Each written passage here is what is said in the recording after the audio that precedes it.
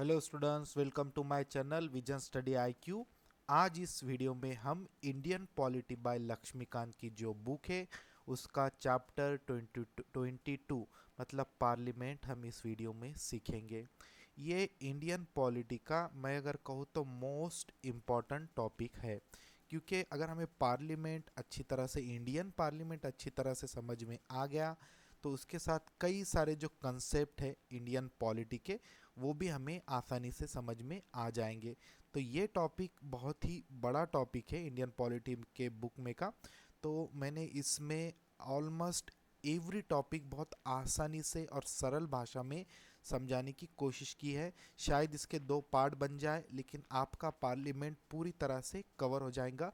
तो पूरा वीडियो देखिए। अगर आपको नोट्स बनाने की कहीं अगर ज़रूरत पड़े तो नोट्स बनाइए और इस वीडियो को एंड तक देखिए ताकि आपको ये पूरा कंसेप्ट आसानी से समझ में आ जाए। कई ट्रिक्स भी मैंने यूज़ की है कई चीज़ें समझने के लिए। तो चलो चलो शुरू करते हैं पार्लियामेंट। तो यहाँ पे जो मैं पार्लियामेंट वर्ड यूज़ कर रहा हूँ तो हम इंडियन पार्लियामेंट की इसमें स्टडी करेंगे। कंपेयर ऑब्वियसली हम ब्रिटेन के और अमेरिका के पार्लियामेंट के साथ करेंगे, क्योंकि लक्ष्मीकांत जी के बुक में उनके साथ कई जगह पे कंपैरिजन बताया गया है। अब देखिए, स्टार्टिंग में आपको कुछ चीज़ें समझ में नहीं आएंगी ऑब्वियसली, ठीक है। तो आपको जैसे मैं सिखाते जा रहा हूँ आपको बस उतना समझते चलना है। जैसे पूरा वीडियो हो जाएगा, ये टॉपिक का जब एंड हो जाएगा तो आपके कई सारे जो डाउट्स है पूरी तरह से क्लियर हो जाएंगे। तो जैसा मैं आपको जितना चीज़ बताते जा रहा हूँ आपको बस उतनी समझने की कोशिश करना है। आप देखिए, पार्लियामेंट ऑफ इंडिया की मैं यहाँ पे बात कर रहा हूँ। तो इंडियन पार्लियामेंट के तीन मेजर पार्ट्स है, ठीक है। लोकसभा, प्रेसिडेंट और राज्यसभा। तो हमें क्या, अभी हमने क्या सीखा, इंडियन पार्लियामेंट के तीन मेजर पार्ट्स कौन कौन से हैं। तो लोकसभा, उसमें प्रेसिडेंट भी आता है और राज्यसभा भी आता है। अब ये नीचे जो डिटेल दी गई है इससे अभी तो हमारा कुछ भी लेना देना नहीं है, क्योंकि हमें ये समझ में नहीं आएगा। बाद में ट्रिक के साथ और बहुत आसानी से मैंने आपको बताया है इस वीडियो में। तो अभी हमको सिर्फ इतना समझना था, इंडियन पार्लियामेंट के तीन मेजर पार्ट्स, लोकसभा, राज्यसभा और इसमें प्रेसिडेंट भी आता है, ठीक है। अब इंडियन जो पार्लियामेंट है वो किस आर्टिकल में बताया हुआ है, तो यहाँ पे हमको एक कुछ आर्टिकल पता चल गए हैं इंडियन पार्लियामेंट से रिलेटेड, उसको नोट कीजिए। तो article 79 to 122 in part 5 deals with, ये डील्स करता है पार्लियामेंट के किन चीज़ों से, organisation, composition, duration, officer, procedures, privileges, powers and so on of the parliament. तो ये आर्टिकल में पार्ट 5 के पार्लियामेंट के इन चीज़ों के बारे में बताया गया है, मेंशन किया गया है, डील की गई है। Organisation, composition, almost everything. तो यहाँ पे आप देखिए आर्टिकल 79 एंड 122 एंड पार्ट 5 यहाँ पे नोट करने के लिए आईएमपी पॉइंट है, ठीक है। तो इस तरह से हम अपने मेन पॉइंट पे आ रहे हैं। तो हमको धीरे धीरे इसको समझना पड़ेगा, क्योंकि पार्लियामेंट थोड़ा सा मैं कहूँ तो थोड़ा डिफ़िकल्ट जाता है समझने के लिए, लेकिन इस वीडियो में आपको ये आसानी से समझ में आ जाएगा। इसके बाद देखिए, the parliament of India also called Westminster system of parliament. तो इंडियन पार्लियामेंट को और क्या कहा जाता है, वेस्टमिनिस्टर सिस्टम ऑफ पार्लियामेंट भी इसको कहा जाता है। अब वेस्टमिनिस्टर ही इसको क्यों कहा जाता है उसके पीछे का आंसर देखिए। सबसे पहले देखिए, from which country the Indian parliamentary system is borrowed. तो हमारा जो पार्लियामेंटरी सिस्टम है वो कहाँ से लिया गया है, ठीक है। तो वो ब्रिटेन से लिया गया है। एक्चुअली देखिए, अंग्रेज़ों ने हमारे इंडिया पे कई साल हुकूमत की और वो बहुत सक्सेसफुल रहे। तो हमको उनके अंदर कुछ खास लगा, हम कह सकते हैं, ठीक है। उनका सिस्टम एक्चुअली ब्रिटेन का भी पार्लियामेंटरी सिस्टम है, हमने वहाँ से ही ये कंसेप्ट लिया है। उसके अंदर मॉडिफिकेशन हमने हमारे हिसाब से किए हैं, बट ऑब्वियसली उन वहाँ से ही हमने ये कंसेप्ट लिया है ब्रिटेन से। वो सक्सेसफुल थे, उनके वो जो भी स्ट्रेटजीज थी, उनके काम करने का तरीका भी हमको पसंद आया। क्योंकि देखिए, मुट्ठी भर अंग्रेज़ों ने हमारे इंडिया पे कई सालों तक हुकूमत की, कुछ बात होंगी, उनका कुछ सिस्टम में दम होगा, इसलिए हमने वहाँ से ही हमारा पार्लियामेंटरी सिस्टम लिया है। यहाँ पे 2 क्वेश्चन एग्जाम के लिए हमने कवर कर दिए हैं। पहला तो इंडियन पार्लियामेंट्री सिस्टम को और क्या कहा जाता है, वेस्टमिनिस्टर सिस्टम ऑफ पार्लियामेंट। दूसरा, from which country the Indian parliamentary system is borrowed, तो ब्रिटेन से हमने ये कंसेप्ट लिया है। तो इस तरह से कई हमारे क्वेश्चन यहाँ इसमें कवर होते चले जाएंगे। अब इसके बाद आपको यहाँ पे एक और चीज समझना है, parliament of India consist of 3 parts. वो पार्ट्स कौन से हैं, प्रेसिडेंट ऑब्वियसली पार्लियामेंट का एक इम्पॉर्टेंट पार्ट है। वो क्यों प्रेसिडेंट जी पार्लियामेंट के इम्पॉर्टेंट पार्ट क्यों है, आगे हमें देखना है। अभी देखिए 3 मेन पार्ट्स है, काउंसिल ऑफ स्टेट, ठीक है, उसके बाद house of the people. But मैंने इससे पहले आपको देखिए इसके पहले जो स्लाइड थी इसमें क्या बताया, 3 parts of Indian parliament, Lok Sabha, president और राज्यसभा। और यहाँ पे तो मैं कह रहा हूँ कि देखिए काउंसिल ऑफ स्टेट मैंने नहीं कहा था, हाउस ऑफ द पीपल मैंने नहीं कहा था।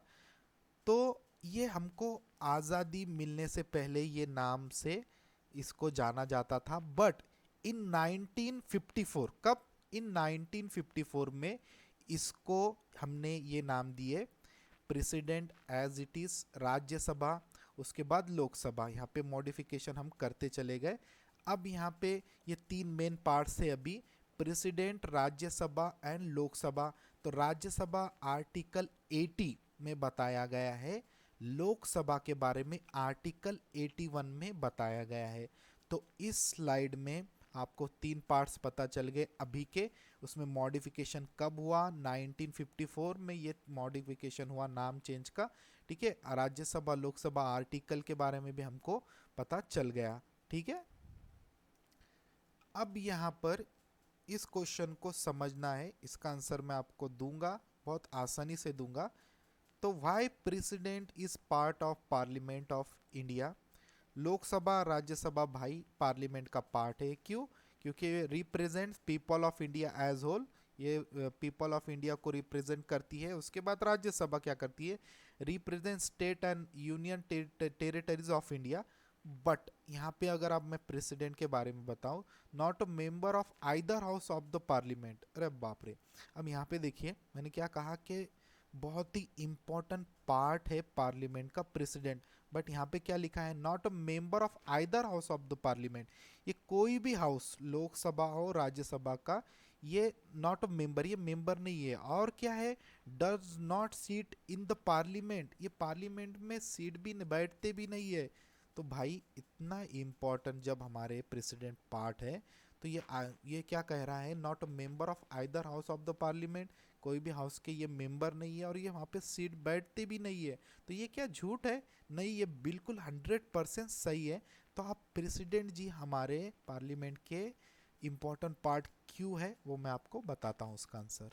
उससे पहले ये एक आईएमपी पॉइंट है, इसमें कन्फ्यूजन होता है तो आपको ये समझना ज़रूरी। देखिए, Lok Sabha member can also seat and speak in Rajya Sabha but can not vote. तो लोकसभा के जो मेंबर होते हैं वो क्या कर सकते हैं, they can seat and speak in Rajya Sabha, वो बैठ भी सकते हैं राज्यसभा पे जाके और क्या करते हैं, बोल भी सकते हैं, बट वोट नहीं कर सकते राज्यसभा में। तो इसको आपको समझना है, ठीक है। ये इंपॉर्टेंट पॉइंट था यहाँ पे, इसलिए मैंने आपको बता दिया। तो हमने देखा कि लोकसभा का जो मेंबर है वो राज्यसभा में बैठ सकता है, ठीक है, बोल भी सकता है, बट प्रेसिडेंट जी नहीं बैठ सकते, ना लोकसभा में ना राज्यसभा में, वो नहीं बैठते हैं। तो क्यों बताया गया है कि उनको ये एक इम्पॉर्टेंट पार्ट है पार्लियामेंट का। तो यहाँ पे कुछ हम थोड़ी कॉमेडी कर लेते हैं, ये क्या कह रहा है, ओ भाई मारो मुझे मारो, ठीक है, ये बहुत फेमस हुआ था वीडियो।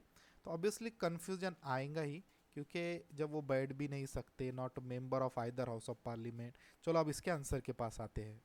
देखिए, एक बिल है, ठीक है। अब यहाँ पे हम बिल पे हमको पीएचडी नहीं करना है कि मनी बिल है या कोई नॉर्मल बिल है, वो एक बिल है जो कि लोकसभा में पहले जाएगा, तो वहाँ पे वो पास हो गया, हमको कंसिडर करना है। उसके बाद ये जा रहा है बिल, देखिए ट्रैवल करते हुए राज्यसभा में भी, वहाँ पे भी ये पास हो गया। इसके बाद अब यहाँ पे प्रेसिडेंट का आप रोल देखिए।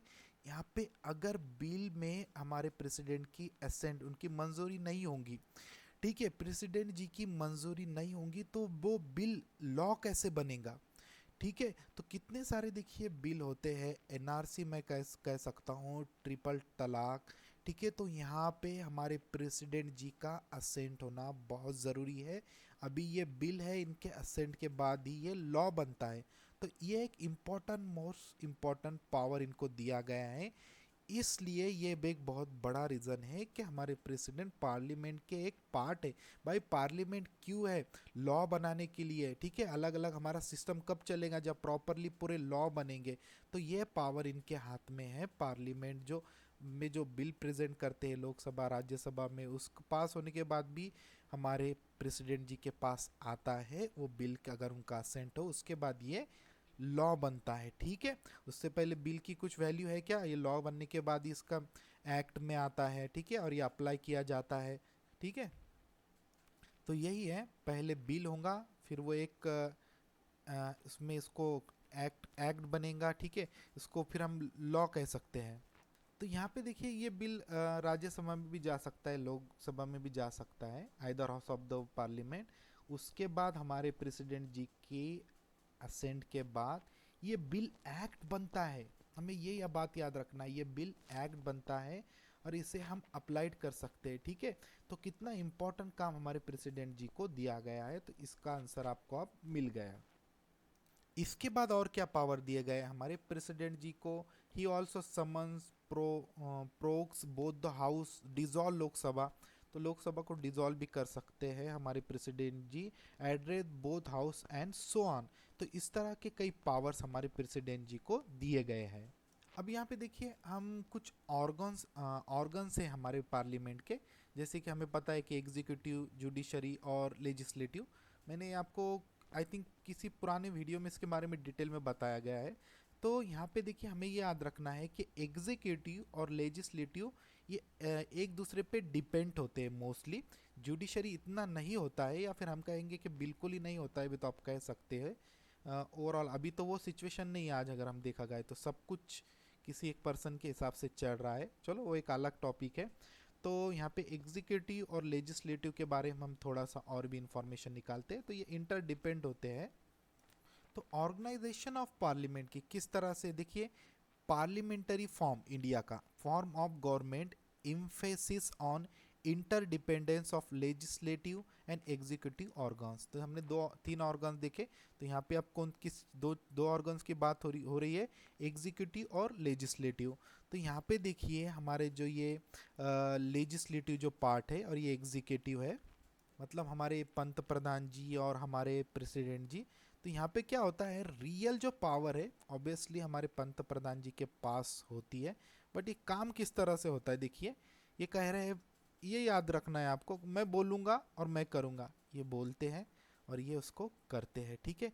तो ये इनके अपने अपनी जगह के पे ये ठीक है कि ऑब्वियसली पूरा पावर इनके हाथ में होता है, जैसा ये कहते हैं इनको ही करना पड़ता है। तो वही बताया, मैं बोलूँगा और मैं करूँगा। तो देखिए कौन ज़्यादा पावरफुल है, आप अंदाज़ा लगा लीजिए। एक और एग्जांपल के थ्रू मैं आपको बताता हूँ, इससे आपको थोड़ा एक कंसेप्ट समझ में आएगा अच्छी तरह से। तो हमें अलाउद्दीन और जीनी तो पता है। तो यहाँ पे देखिए मैं बोलूँगा और मैं करूँगा, जैसा ये बोलेगा अलाउद्दीन वैसा ये जीनी करेगा। इस तरह का ये सिस्टम हम इसे कह सकते हैं। तो यहाँ पर रियल पावर किसके हाथ में है? अलाउद्दीन जी के, ठीक है। तो मेरा बोलने का मतलब लेजिस्लेटिव के हाथ में रियल पावर होती है और ये दोनों एक दूसरे पे इंटरडिपेंड है। तो अब इसमें हमें लोकसभा, राज्यसभा, इनके बारे में समझना है, इनका स्ट्रक्चर, कंपोजिशन और कुछ इंपॉर्टेंट पॉइंट जो पार्लियामेंट के ये पार्ट है। तो सब में पहले हम राज्यसभा के बारे में समझते हैं। देखिए इसमें जो टोटल स्ट्रेंथ होती है वो 250 होती है। उसमें representative of states and union territories के होते हैं 238, और नॉमिनेटेड बाय प्रेसिडेंट, 12 लोगों को प्रेसिडेंट जी नॉमिनेट करते हैं। ये इसका स्ट्रक्चर है। तो अभी करंटली आपको कमेंट्स में आप इसको मेंशन कर सकते हैं, या फिर आपको मैं आप एक होमवर्क देता हूँ कि आपको देखना है करंटली राज्यसभा का कंपोजिशन क्या है। यहाँ पे टोटल तो यही है, देखिए 250। तो यहाँ पे कितने हैं अभी, यहाँ पे कितने हैं, आपको पूरा प्रॉपरली इसको गूगल कर लीजिए, तो ये प्रॉपरली आपको समझ में आ जाएगा। ये आपका होमवर्क समझ लीजिए। अब यहाँ पे इलेक्शन का कैसा टाइप होता है, इनडायरेक्टली इलेक्टेड होते हैं यहाँ पे, ये याद रखना है। राज्यसभा में इनडायरेक्टली ये सब इलेक्टेड होते हैं। और fourth schedule deals with the allocation of seats in the Rajya Sabha to states and union territories. तो किस शेड्यूल में बताया गया है, फोर्थ शेड्यूल डील करता है with the allocation of seat, जो सीट के जो एलोकेशन है राज्यसभा में, कहाँ, स्टेट और यूनियन टेरिटरीज में। तो इसमें भी देखिए कुछ इंपॉर्टेंट पॉइंट्स हमको मिल गए कि इलेक्शन का टाइप क्या होता है, इनडायरेक्टली इलेक्टेड कहाँ बताया गया है, allocation of seat, fourth schedule, ठीक है, डील करता है इसके बारे में। मैक्सिमम स्ट्रेंथ कितनी होती है राज्यसभा की, 250, representative of state and union territories 238, nominated by president कितने होते हैं, 12 होते हैं, 12 होते हैं। तो हमने क्या देखा था, ये इनडायरेक्टली इलेक्टेड होते हैं, तो यहाँ पे वही बताया गया है, representative of state in the Rajya Sabha are elected by the elected members, वही बताया गया है इसमें। अब इलेक्शन का टाइप क्या होता है, इसके बाद election is held in accordance with the proportional representation by single transferable vote के हिसाब से इलेक्शन इसमें होता है। तो अब ये सिंगल ट्रांसफरेबल वोट सिस्टम क्या है, ठीक है, तो ऑलरेडी मैंने इस पे एक वीडियो बनाया है, बहुत ही आसानी से बॉलीवुड के अलग अलग हीरो का एग्जाम्पल लेके। थोड़ा अलग होता है ये single transferable vote system, but वो वीडियो देख लीजिए, मैं डिस्क्रिप्शन में उसकी लिंक डाल दूंगा, आपको ये समझ में आ जाएगा। इंपॉर्टेंट है सिंगल ट्रांसफरेबल वोट सिस्टम, तो वो वीडियो आप देख सकते हो, डिस्क्रिप्शन में उसकी लिंक मैं दे दूंगा। अब ये जो सिंगल ट्रांसफरेबल वोट सिस्टम होता है, ये कहाँ कहाँ इस तरह के वोट सिस्टम होता है, तो राज्यसभा में इस तरह से वोटिंग होती है। फिर स्टेट लेजिस्लेटिव काउंसिल, हमारे प्रेसिडेंट का इलेक्शन भी सिंगल ट्रांसफरेबल वोट सिस्टम के हिसाब से होता है, वाइस प्रेसिडेंट का भी इसी हिसाब से होता है। यहाँ पे लोकसभा नहीं देखिए आप, ठीक है, लोकसभा में किस टाइप का इलेक्शन होता है आगे हम देखेंगे, बट ये सब आपको पता होना चाहिए कि सिंगल ट्रांसफरेबल वोट सिस्टम किस किस इलेक्शन में होता है, राज्यसभा के, स्टेट लेजिस्लेटिव काउंसिल, प्रेसिडेंट और वाइस प्रेसिडेंट, आपको बस यही याद रखना है। Seats are allocated according to the population, ठीक है, तो यहाँ पे क्या होता है, अभी देखिए यूपी में 31 सीट है और त्रिपुरा में सिर्फ एक ही सीट, ऐसा क्यों, ये होता है पॉपुलेशन के हिसाब से। किसमें, अभी हम राज्यसभा देख रहे हैं, ठीक है, बाद में लोकसभा भी हम देखेंगे, बट यहाँ पे इंपॉर्टेंट देखिए आप, यहाँ पे 31 सीट दी गई है, त्रिपुरा में एक, ऑब्वियसली यूपी बहुत बड़ा है, पॉपुलेशन ज़्यादा होंगी, बट त्रिपुरा में बस ज़्यादा पॉपुलेशन नहीं है यहाँ पे, इसलिए एक ही सीट दी गई है। इसके बाद रिप्रेजेंटेशन ऑफ यूनियन टेरिटरीज, तो क्या कह रही है आलिया भट्ट, मिलता है या नहीं मिलता, तो ऑब्वियसली होता है। इलेक्शन का टाइप देखिए वहाँ पे भी सेम यही होता है, सिंगल ट्रांसफरेबल वोट सिस्टम। ये इंपॉर्टेंट पॉइंट है, देखिए only Delhi and Pondicherry have representation in Rajya Sabha, तो दो यूनियन टेरिटरीज को ही अभी तक हैव रिप्रेजेंटेशन इन राज्यसभा का मिला है। ऑब्वियसली पॉपुलेशन वहाँ पे ज़्यादा है इसके लिए। तो यहाँ पर हम थोड़ा बैक आके कुछ पॉइंट को और समझते हैं। देखिए यहाँ पे हमें एक बात याद करना है, यूपी को 31 और त्रिपुरा को 1 सीट मिली है, तो यहाँ पे स्टेट टू स्टेट इंडिया की ये वेरी हो सकती है सीट, क्यों, क्योंकि यहाँ पॉपुलेशन के बेस पे ये डिसाइड किया जा रहा है। इसके बाद देखिए हमने ये देखा था कि आलिया भट्ट क्या कह रही है, रिप्रेजेंटेशन ऑफ यूनियन टेरिटरीज को राज्यसभा में मिलता है या नहीं मिलता, तो ऑब्वियसली क्वेश्चन आपको घुमा फिरा के भी आ सकता है, क्या नहीं मिलता है क्या, लेकिन यहाँ पे मिलता है। देखिए नॉमिनेटेड भी होते हैं यूनियन टेरिटरीज को भी इसमें रिप्रेजेंटेशन मिलता है। वोट सिस्टम किस तरह से होता है, सिंगल ट्रांसफरेबल वोट सिस्टम, ये वीडियो का डिस्क्रिप्शन में मैं वीडियो डाल दूंगा, आप वहां पे ये किस तरह से इलेक्शन होता है वो देख लीजिए। उसके बाद only Delhi and Pondicherry have representation in the Rajya Sabha, तो मैंने आपको बता दिया है कि बाकी जो यूनियन टेरिटरीज है बहुत छोटे हैं, बट यहाँ की इनकी पॉपुलेशन अच्छी है, क्योंकि राज्यसभा में किसके हिसाब से हो रहा है, पॉपुलेशन के, तो सिर्फ दो ही हमें याद रखना है, कौन थे यूनियन टेरिटरी, दिल्ली और पांडुचेरी। उसके बाद हमने देखा है कि हमारे प्रेसिडेंट कितने लोगों को नॉमिनेट करते हैं, कितने मेंबर्स को, तो 12 मेंबर्स। तो अब देखिए जैसे कि हमें पता है सचिन तेंदुलकर जी को भी किया गया था, रेखा जी को भी किया गया था। तो अगर देखिए ये जो पर्सन, इनका एग्जांपल ही लेता हूँ मैं, सचिन तेंदुलकर और रेखा जी, ये नॉर्मल जो इसके हिसाब से जाएंगे, सीट के हिसाब से, तो ये चुनकर नहीं आएंगे। क्यों? क्योंकि इनको पॉलिटिक्स के बारे में इतनी नॉलेज नहीं है। लेकिन ये एक नॉमिनेंट पर्सन है, ठीक है, सॉरी, ये बहुत ही इमिनेंट पर्सन है, ठीक है। तो इनका कुछ फ़ायदा ये चुन के आने के बाद ऑब्वियसली हमारे इंडिया को इसका फ़ायदा होगा, इसलिए उनको डायरेक्टली प्रेसिडेंट इनको सेलेक्ट करते हैं 12 मेंबर्स। तो ये 12 मेंबर जो सेलेक्ट होते हैं, यहाँ पे एक पॉइंट आता है कि अलग अलग फील्ड में जो एक्सपर्ट है, जाने माने हस्ती है, तो उनको यहाँ पे सेलेक्ट किया जाता है। तो आपको और एक होमवर्क देता हूँ, क्योंकि सब अगर मैं ही बता दूंगा तो प्रॉपरली स्टडी नहीं होती है, फैक्ट है। तो किस किस फील्ड से हमारे प्रेसिडेंट जी यहाँ पे नॉमिनेट करते हैं 12 मेंबर्स, तो आप वो, आपका ये होमवर्क है, आपको गूगल करके उसकी इन्फॉर्मेशन निकालनी है। बट यहाँ पे इस बात को समझ लीजिए, अगर ये लोग ये जो फेमस पर्सन है या इमिनेंट पर्सन है, अगर इलेक्शन के हिसाब से चल के आएंगे तो ये कभी नहीं जीतेंगे, क्योंकि पॉलिटिक्स की इनको नॉलेज नहीं होती है। बट ये बहुत ही सक्सेसफुल पर्सन होते हैं अपने फील्ड के, ऑब्वियसली इनका फ़ायदा होगा इनके नॉलेज का हमको, इसलिए डायरेक्टली इनको प्रेसिडेंट नॉमिनेट करते। कितने? 12 मेंबर्स, याद करना है। मैं अभी राज्यसभा की बात कर रहा हूँ। अब यहाँ पे अगर मैं अमेरिका की बात करूँ, American senate has no nominated members. याद रखिए, वहाँ पे नॉमिनेट मेंबर्स नहीं सेलेक्ट करता है कोई प्रेसिडेंट या कोई और, वहाँ पे ये कंसेप्ट नहीं है, या कहेंगे कि नहीं होता है। Point should be noted. अगर अब यहाँ पे ड्यूरेशन ऑफ राज्यसभा को हमको समझना है, ये परमानेंट बॉडी होती है, Rajya Sabha is permanent body. Lok Sabha आगे देखेंगे, बट अभी राज्यसभा रट लीजिए, परमानेंट बॉडी बॉडी है, ये डिसॉल्व नहीं होती है। 1/3 member retire every second year. कितने? 1/3 member retire every second year. ये भी हमें याद रखना है। ये पॉइंट सब इंपॉर्टेंट मैंने लिए हैं, बाकी इसमें अननेसेसरी कोई भी चीज़ नहीं है। इसके बाद seat fill up by fresh election. जो नई सीट होती है, वेकेंट होती है, वो फ्रेश इलेक्शन से फिर से फिल होती है। एलिजिबल फॉर री इलेक्शन, ठीक है, वहाँ पे और री इलेक्शन के लिए भी ये लोग एलिजिबल होते हैं, तो फिर से वो अप्लाई करके री इलेक्शन कर सकते हैं, ठीक है, तो इलेक्शन दे सकते हैं। तो ये 4 पॉइंट थे, और कुछ मैं आगे देखूंगा। तो इसमें अगर आपको कुछ समझ में नहीं आता है, ठीक है, परमानेंट बॉडी है Rajya Sabha, simple, 1/3 retire every second year. तो देखिए कुछ तो रिटायर होंगे, उसके जगह पे कुछ नए आएंगे, तो किस तरह से फिल होते हैं वो? Fresh election. भाई किसी पुराने को आना है तो ठीक है, री इलेक्शन हो सकता है, एलिजिबल फॉर री इलेक्शन।